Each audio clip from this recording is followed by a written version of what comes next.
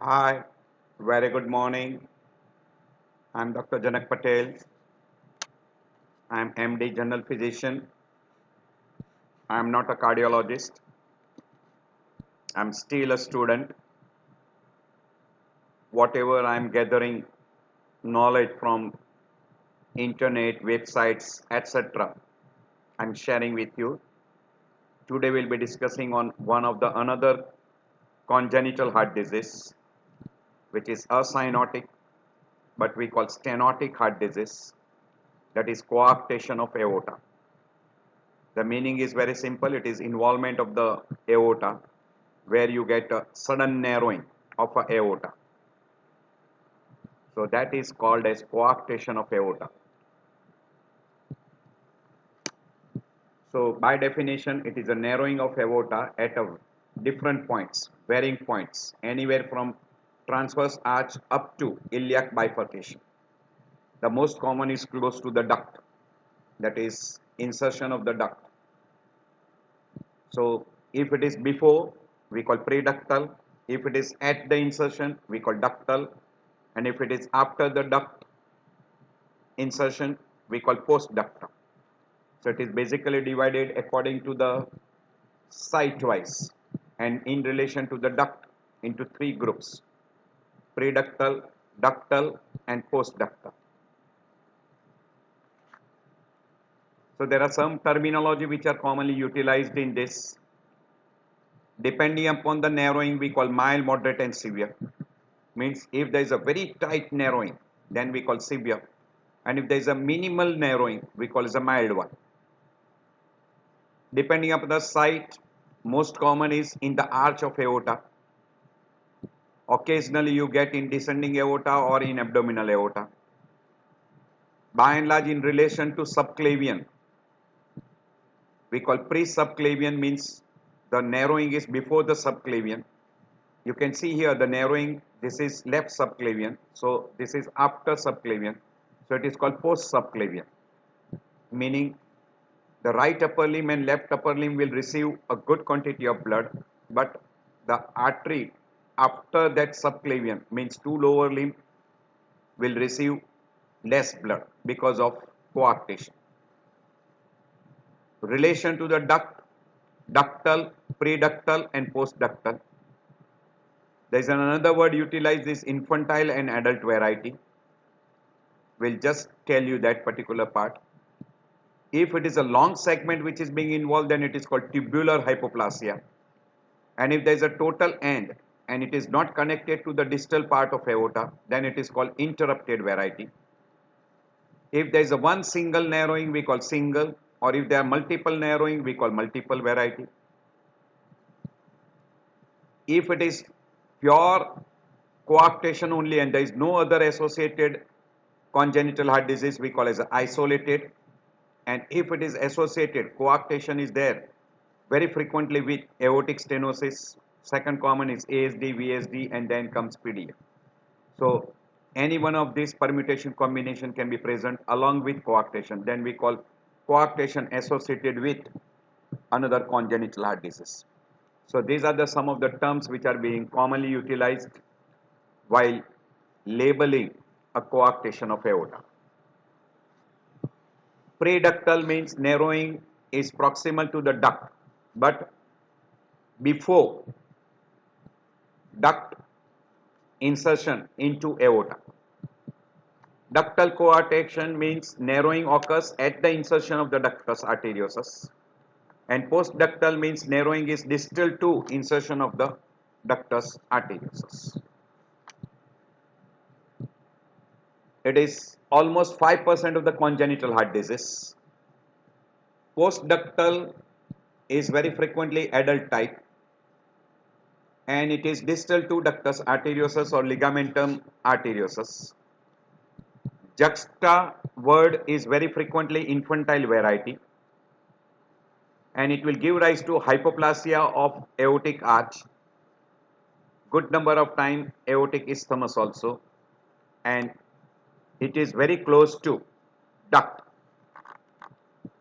You can have in 95% of person with aortic arch interruption will have a PDA, and 50% will have a VSD, because then only the blood circulation can be there, which will help to get oxygenated blood, and that is how oxygenated blood can be given to different parts of the body. So if there is an aortic arch interruption, 95% of the person will have a PDA, and 50% of the person with aortic arch interruption will have VSD. Preductal type will have PDA, which will be patent and large, because this is required to provide a blood flow to lower extremity. So in a preductal variety, because of PDA being patent, then only the blood will supply to the distal part after the coarctation. There will be tubular narrowing of the isthmus. There is no self-like narrowing of aorta, minimal post-stenotic dilatation of aorta, and minor enlargement of the intercostal arteries. This is very typical in a preductal variety. While in a postductal variety, the duct is closed. There is no longer shunt which will be taking place at the level of duct. There is no narrowing of the isthmus. There is self-like narrowing with an aorta in a juxtaductal position. Post-stenotic and pre-stenotic aorta is dilated. Intercostal arteries are grossly dilated, because the blood circulation can take place only by collaterals, while here the blood perfusion can be there by patent duct. Hence, the intercostal arteries are only mildly dilated or mild enlargement of intercostal vessels, while in a postductal variety of coarctation, because duct is closed, the perfusion to the lower limb can take place via intercostal arteries, and there will be pre-stenotic and post-stenotic dilatation of aorta, which will not be seen particularly in preductal variety, because there will be very minimal dilatation of aorta. So this is at the duct. If it is narrowing here, it is called preductal, because this is the opening of the duct. If it is at the level of duct, it is called ductal. And if it is after duct, usually this duct closes. So now circulation can take place from collaterals only.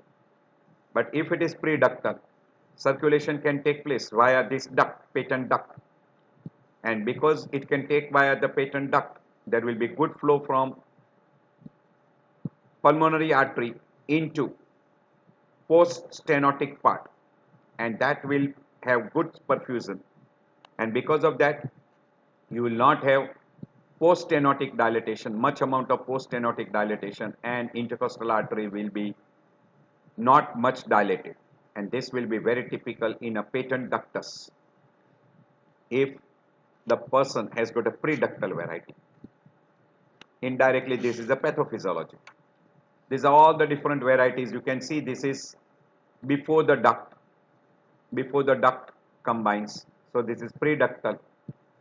This is at the duct. This is after the duct. This is postductal. So this is preductal, postductal, and this is at the duct. At the duct. Now, if you look at the isthmus part,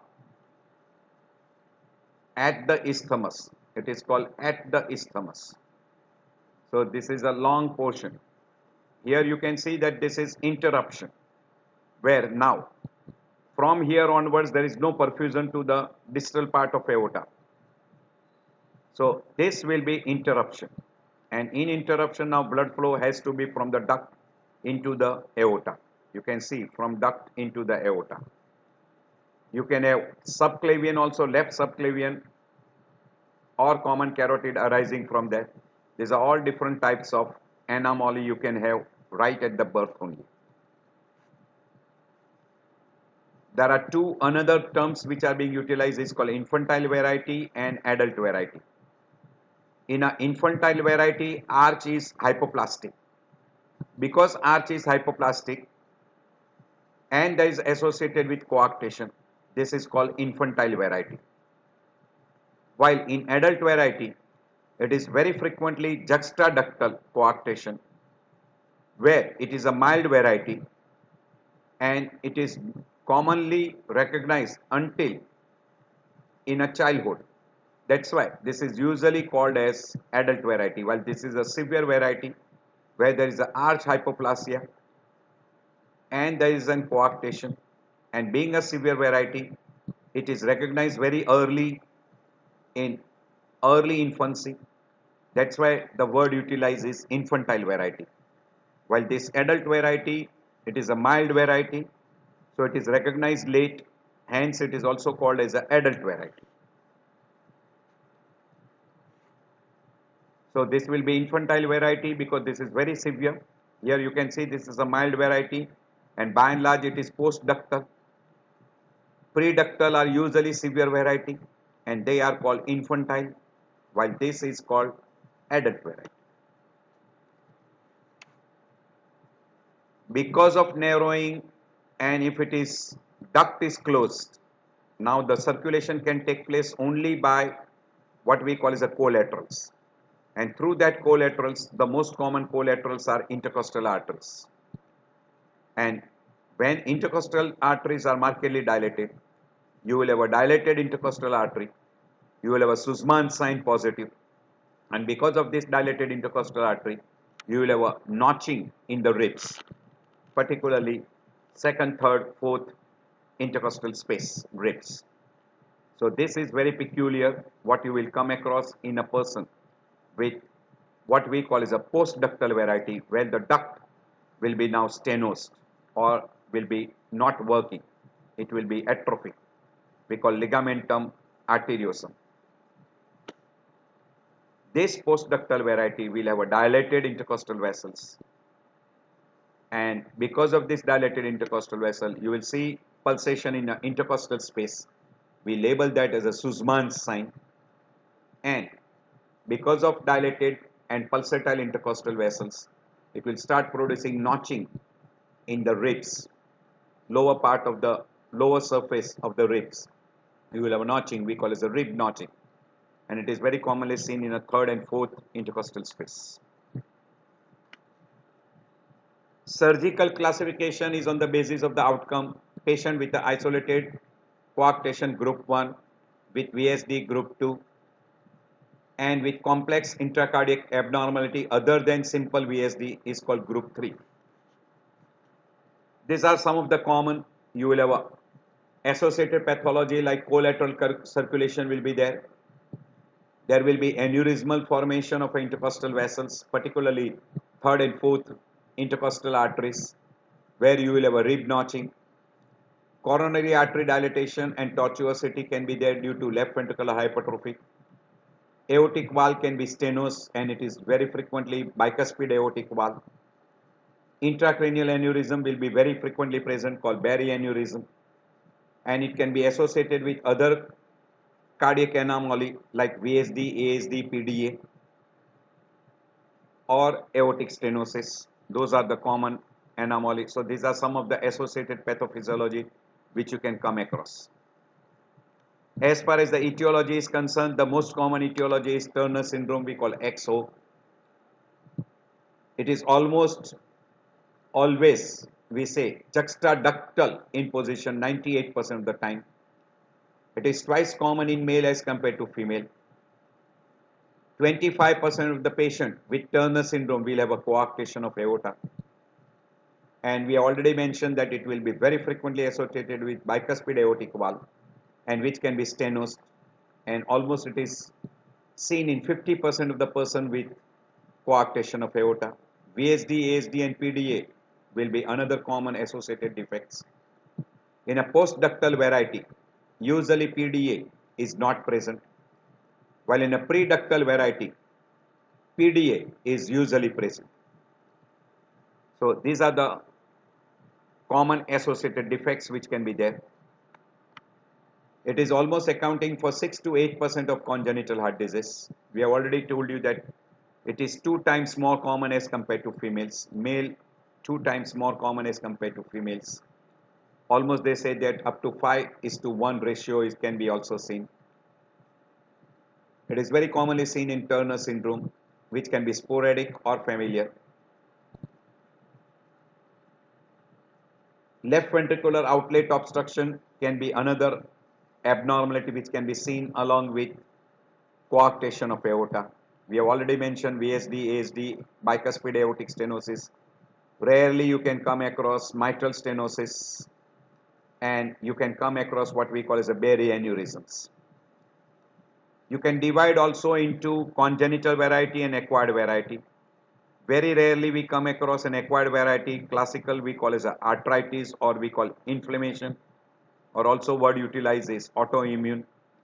It is called Takayusu, which can be there in the mid-thoracic region or in the abdominal aorta, and very rarely because of severe atherosclerosis.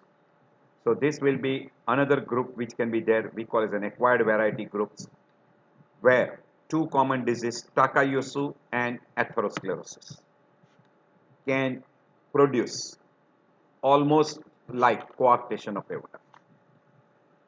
Now it is very simple that congenital variety is right present from birth, while acquired is secondary due to inflammation like arthritis, classical example Takayusu, or because of severe atherosclerosis producing a tight narrowing. So this will be an acquired variety, but in a congenital variety, depending on pre-subclavian, post-subclavian, or preductal, postductal, etc.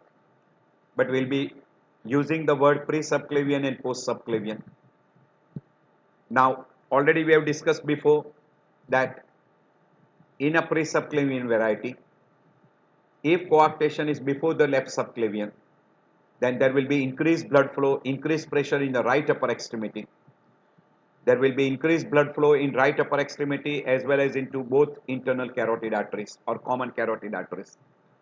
But because of narrowing, distal to the narrowing, there will be decreased blood flow. So there will be decreased blood supply to the left upper limb and to lower limb. So there will be radial delay as well as radiofemoral delay, depending upon the severity of stenotics, because if it is very severe enough, the collaterals will be more dilated, and distal to coarctation there will be decreased blood flow which will be supplied by collaterals. So that will be very common. So in an infantile variety, very frequently you will get a post-stenotic dilatation and pre-stenotic dilatation, and you will have a lot of collaterals. Particularly intercostal arteries will have a lot of collaterals, dilated intercostal arteries. So 98% of all coarctation at the segment of aorta adjacent to the ductus arteriosus. And in a variety where you get what we call as a preductal, ductus arteriosus remains patent. And if a ductus arteriosus is patent and dilated, then blood flow will be from pulmonary artery via duct into the post-stenotic part. And in that case, intercostal blood vessels will not be much dilated, and as they are not much dilated, you may not have a intercostal artery pulsation and you may not have rib notching. But if it is post-ductal, then in that case the duct is completely closed. We call ligamentum arteriosum. So post-stenotic part, you will have a good amount of collaterals. You will have a pre-stenotic and post-stenotic dilatation, and that will be the very common finding. So that is what thing will be happening in a coarctation of aorta. In a right upper limb, because there is an increased resistance to the blood flow across the stenotic part, there is increased peripheral vascular resistance, and because of that, left ventricle has to do overwork. Left ventricle undergoes hypertrophy. LV pressure is elevated, and also the pressure in the aorta is also elevated. leading to systolic hypertension. So you will have a hypertension in right upper limb. In a post-stenotic part, if a left subclavian is after arising from post-stenotic portion, then the blood pressure in the left upper limb and two lower limb will be low. But if it is a post-subclavian coarctation, then both upper limb the blood pressure will be high and both lower limb the blood pressure will be low. And we already told you there will be radiofemoral delay and there will be delay in radial to right radial to left radial in case of a pre-subclavian coarctation. So you will have a aortic knob, pre-subclavian dilatation and post-subclavian dilatation, giving rise to what we call as a figure 3 appearance. You will have a dilated collaterals, left subclavian depending upon where it is arising, whether it is pre-subclavian or post-subclavian coarctation. Now you can see this is post-subclavian. So left upper limb will receive normal blood flow. So in this case, you will have a pulse will be large volume in right and left upper extremity, and two lower limb, the pulse volume will be low. And this portion will be dilated, and this portion pre-stenotic and post-stenotic dilatation giving rise to figure 3 appearance, or we call aortic knob, will be figure 3. And because of increased pulsation in intercostal blood vessels, rib notching will be there. Increased work load on a left ventricle giving rise to hypertrophy and dilatation also. And secondary to this, you can have a left ventricular failure. And also because of increased demand, you can have a ischemic episodes. So obstruction, pressure hypertrophy of LV can go into left ventricular failure. Hypertension in upper limb, in lower limb decreased blood flow, low pulse volume, low blood pressure, systolic pressure will be lower, radiofemoral delay, collateral will develop between pre-stenotic and post-stenotic coarctation part, intercostal vessels are dilated, and because of that increased pulsation, rib notching, and because of dilatation of pre-stenotic and post-stenotic part, you will have a figure 3 sign, or we call as aortic knob will show you figure 3 sign.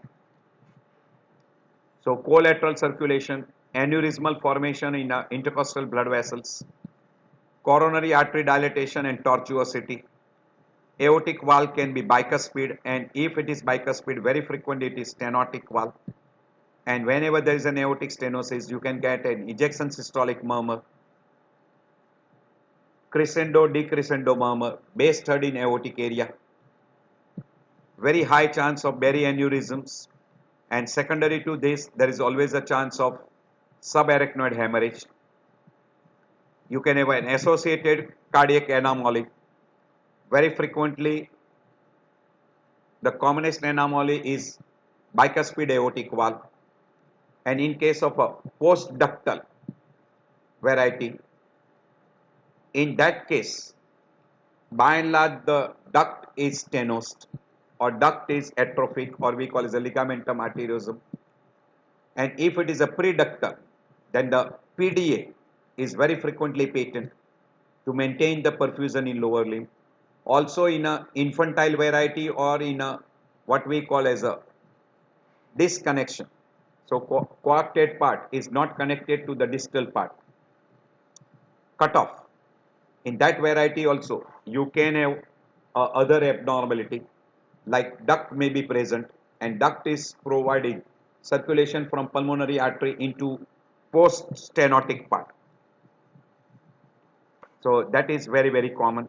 This is showing you how, because of that narrowing, the left ventricle will have a volume over, we call after overload, and because of increased resistance at the stenotic part, aorta is dilated and left ventricle also undergo dilatation plus hypertrophy. So this will be that narrowed part, this portion will be dilated, and there will be also dilatation of post-stenotic part. And depends on the severity of stenosis, you will have a collaterals. And because of that collaterals, you will have an intercostal artery dilated, maybe tortuous, even sometimes aneurysmal dilatation, increased pulsation, rib notching, etc. So all those things can be seen. You can see this is because of a tight narrowing. You've got a dilated intercostal vessels. The most frequent intercostal vessel is second, third, and fourth. They are maximally dilated, and that will provide a circulation to the descending aorta portion. We already mentioned the incidence of congenital heart disease as far as coarctation is concerned, 5 to 8%. Almost in 82% of the time it is isolated. Ratio in male to female is 2:1. In 11% of the time it is associated with VSD. Other cardiac abnormality like ASD, PDA, it is 7%. Complex cardiac abnormality is not very common. Survival is 15% in neonates. 85% of the child who survives without operation, and then if you provide them surgical intervention, the life expectancy will be increased. Bacterial endocarditis is not very common, but still you can get a bacterial endocarditis. Aortic rupture is very common in second and third decade. Subarachnoid hemorrhage is also very common because of presence of Barry aneurysm, which is a very common associated features along with coarctation. The cause of death in coarctation is very frequently because of congestive heart failure, almost in 25% of the people. Infective endocarditis, 25%. Spontaneous rupture of aorta, almost close to 20%.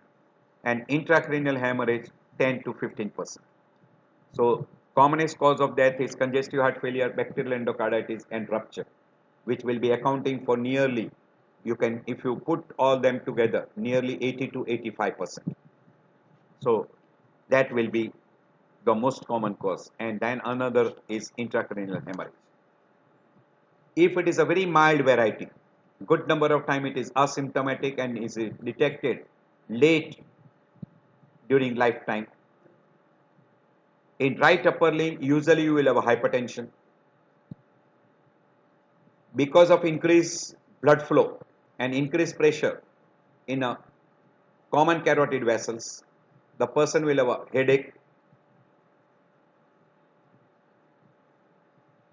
Occasionally can have epistaxis. Because of hypertension and increased workload on left ventricle has undergone hypertrophy. So we will have a cardiomegaly, palpitation, and occasionally they can go into left ventricular failure if there is a tight coarctation.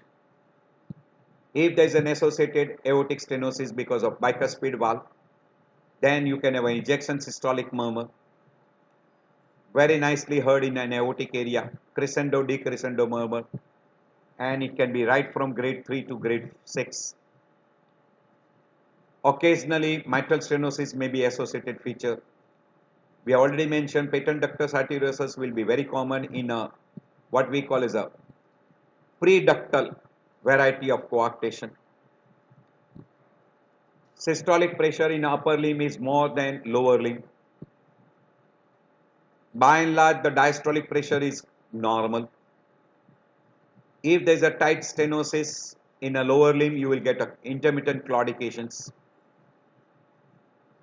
Right radial to right femoral, there will be always radiofemoral delay. And if it is a very tight stenosis and if there is an aortic interruption, then femoral pulse may be nearly absent. In case of a pre-subclavian variety of coarctation, there will be radial delay. Means right radial will be nicely palpable and there will be little delay in a left radial pulse. In a variety where there is a what we call as a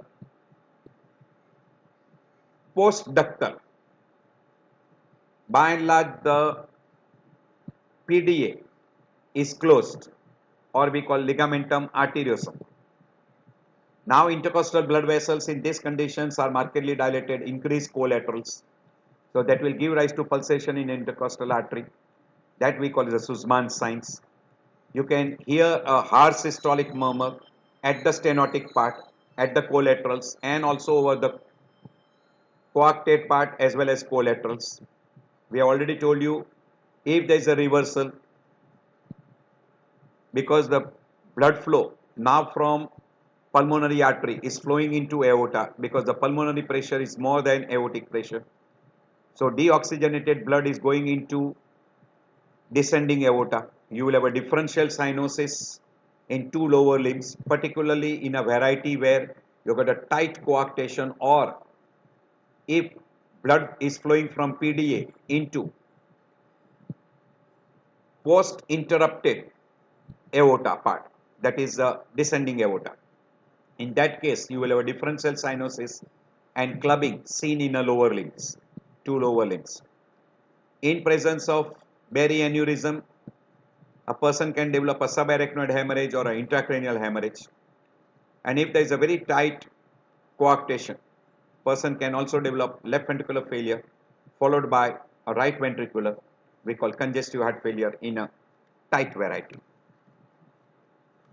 So these are a lot of symptoms which can be there depending upon mild to severe variety. Usually symptoms are absent with a mild coarctation. That's why we call as asymptomatic. But in a person who is going into left ventricular hypertrophy and left ventricular dilatation, the person starts complaining of dyspnea on exertion, poor appetite, failure to thrive, trouble while feeding, dizziness, shortness of breath, fainting episodes, chest pain, fatigue, intermittent claudication, arterial hypertension in right upper limb, and low blood pressure in lower limb, weak pulse in femoral, dorsalis pedis, posterior tibial, all those are weak, radiofemoral delay. If it is a very tight stenosis, femoral pulse may be absent. There is a big gradient between the upper limb and lower limb. Left ventricular hypertrophy will start producing a forceful apex. A bruit may be palpable and also thrill may be audible. You will be getting a systolic murmur over the stenotic part, and also you can hear sometime a bruit and palpable thrill over even dilated intercostal vessels in increased collaterals. Because of hypertension, headache, because of lack of blood supply in the coronary blood vessels, and increased demand, chest pain, fatigue. Person can also develop intracranial hemorrhage or subarachnoid hemorrhage secondary due to Berry aneurysm rupture. Claudication is quite common.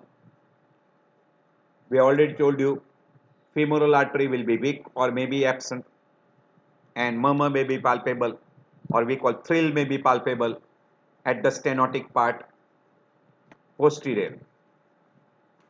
You can see this differential cyanosis, which will be very common features. That cyanosis will be much clearer in two lower limbs, and you will have no cyanosis in upper limb. This is called typical differential cyanosis, because from PDA, the deoxygenated blood from pulmonary circulation is entering into descending aorta and supplying lower limb. So you will have a cyanosis plus clubbing, which will develop very fast. Very frequently we say that in a severe variety, person can come to you in a shock stage.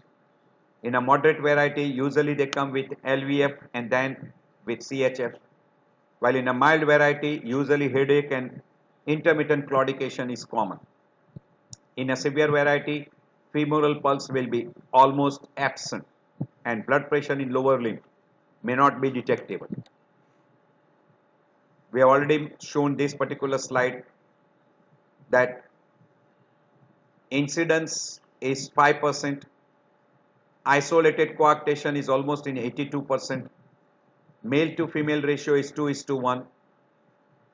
In 11% of coarctation you can have a VSD, and other anomalies or complex anomaly is not very common. It is less than 7% of coarctate part. Survival is 15% in neonatal variety. 85% of the time,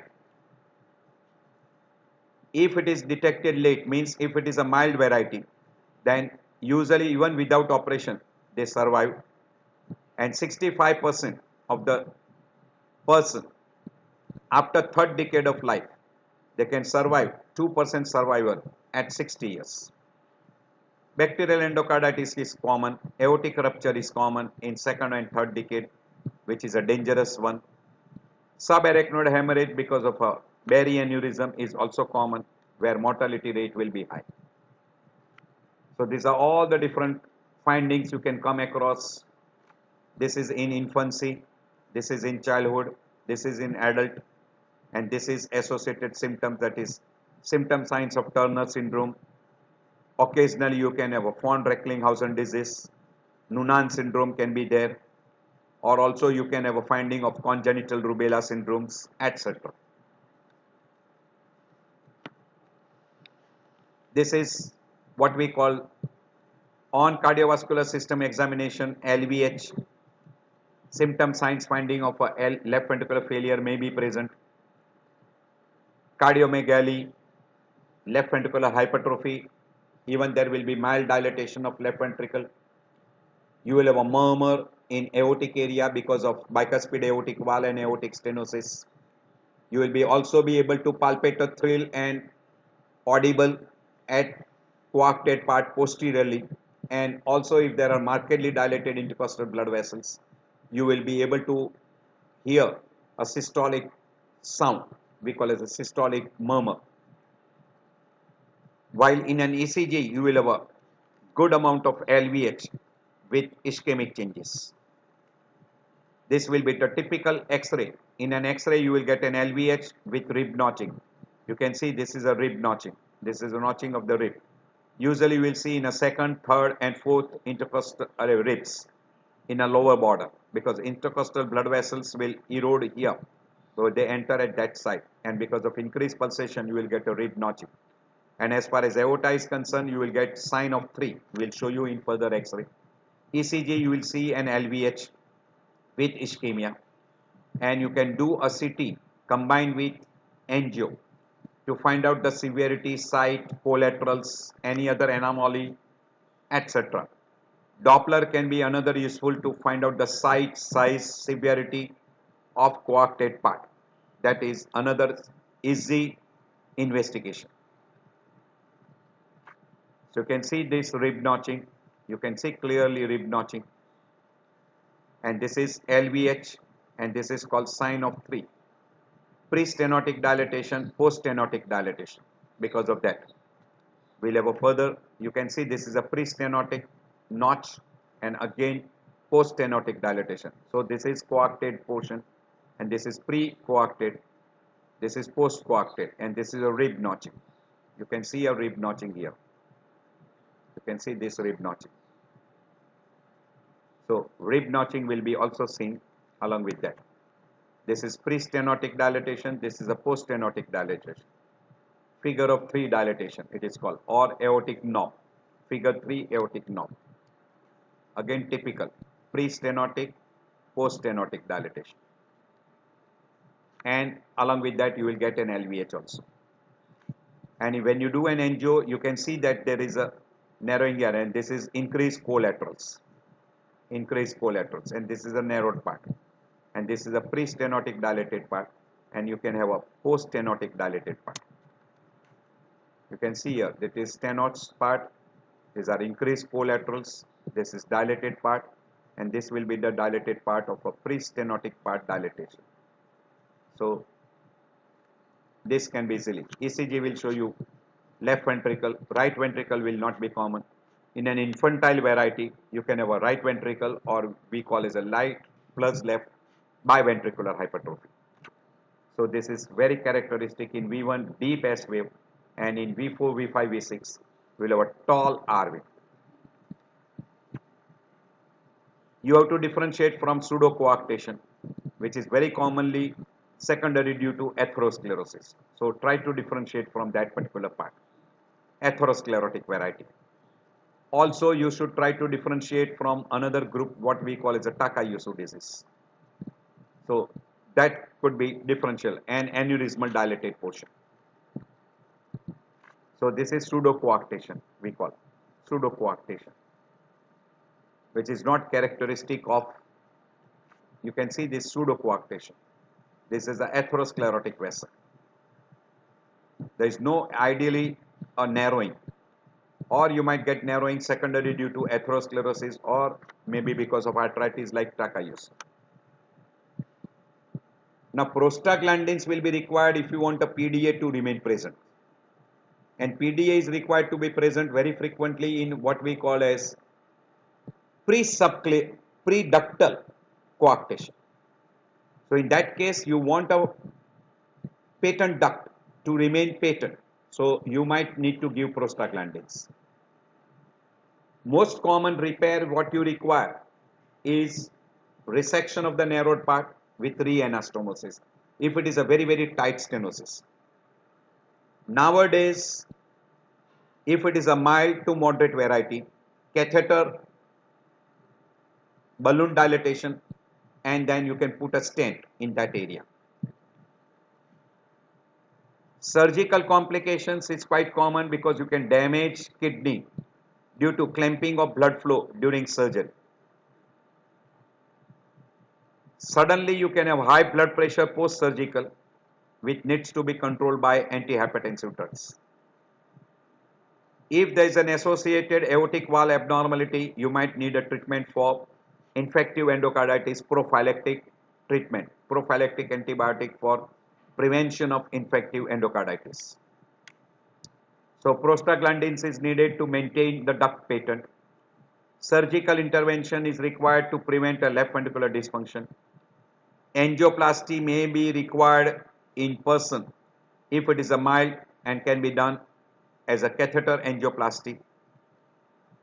Reconstruction or recoarctation can occur following a balloon angioplasty. So angioplasty with stent is a better option. So in a surgery, aortic resection and end-to-end anastomosis, patch aortoplasty, left subclavian flap angioplasty, bypass graft repair. Now this is more preferred unless the person has got a very tight and severe aortic stenosis. In that case only you require other variety of surgery. But by and large, in a mild to moderate variety, balloon angioplasty with stent is adequate enough. So resection, end-to-end anastomosis, patch, prosthetic interpostellar graft, resection with end-to-end anastomosis, subclavian flaps, bypass graft, and balloon dilatation angioplasty is the most common procedures which is being done. Now you can see here, this is you cut off and then you do end-to-end anastomosis. This is permanent correction. You can see you cut off this particular stenotic part and anastomose this portion with this portion. And particularly this should be done by interrupted suturings.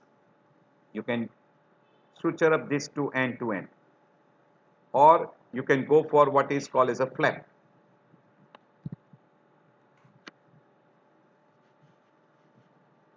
You can have ligation of left subclavian artery and do a flapping parts. Here you can use a prosthetic material for that particular reconstruction of that coarcted part. This is bypass graft. From ascending aorta you can directly have a connection to a descending portion, that is called bypass graft, and it is made up of a Dacron material very commonly. Bypass grafts were described by Jacob, so this is also called as a Jacob surgery. This is another way of a instead of end-to-end anastomosis, you connect a subclavian to descending aorta by means of a bypass graft. You can see here, this is a balloon angioplasty, a catheter is placed, this is dilated, and following a balloon inflation, and then you put a stent and correction is done. But this will be possible only in a mild variety, not in a severely tight variety. In that particular case and long segment also, you cannot go for a stent implant.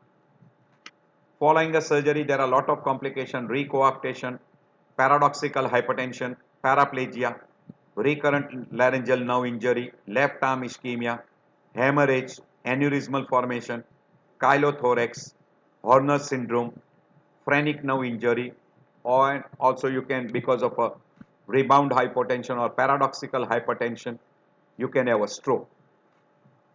As far as complication because of coarctation is concerned, very frequently left ventricular failure followed by congestive heart failure, dissection of aorta, hypertensive complications, particularly subarachnoid hemorrhage and intracranial hemorrhage because of a Berry aneurysm. Person can develop a chronic renal failure, persistent hypertension, and following a correction, you can have a recoarctation. After stenting, block, rupture, what we call as a paradoxical hypertension, and all these complications are quite common. So, residual coarctation, recurrent coarctation, systemic hypertension, coronary artery damage, progressive valve disease, bicuspid stenosis, bicuspid regurgitation, aortic aneurysm, infective endocarditis are other complications. So I end my lecture here. I hope this will be helpful to you. Occasionally you might see once in a while a person with coarctation. We see you in the next lecture.